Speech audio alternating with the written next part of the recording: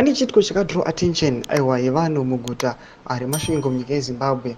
Apo onekwa kuti people they were complaining pamusoro pechiitiko chakaonekwa kunzi aiwa the first lady aiwa anonoshopa mu supermarket iri muCBD reMasvingo, zvakaita kuti aiwa vanhu vakanya kugwadza vanoda kuti some of the processes akamisiwa just because she wanted to buy or to purchase something in the supermarket. Sanapenda mashuka mudanyigwa pana apo ndobva subscribe or like or turn the bell icon.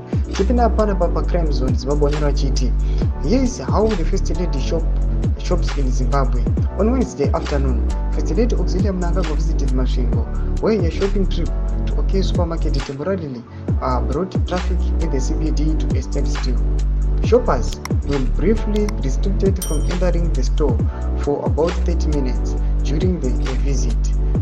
Source the Mirror Masvingo.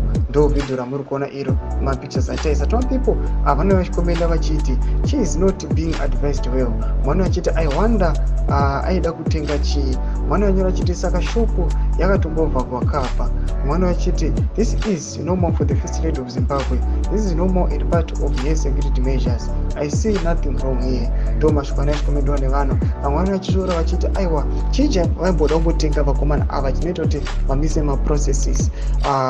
Panapa vanhu vanouya vachitaura nawo insecurities vachiti vakomana ava vari kutya kuti maybe anything can happen chingahama their first lady. Mashoko anobuda achitaurwa nevanhu. Ngotudze mafungiro enyu munoti kudii pamusoro pechitiko ichi. Aiwa pinda mucomment section medu mutudze mafungiro enyu. Aiwa musaona subscribe or like, turn on the bell icon.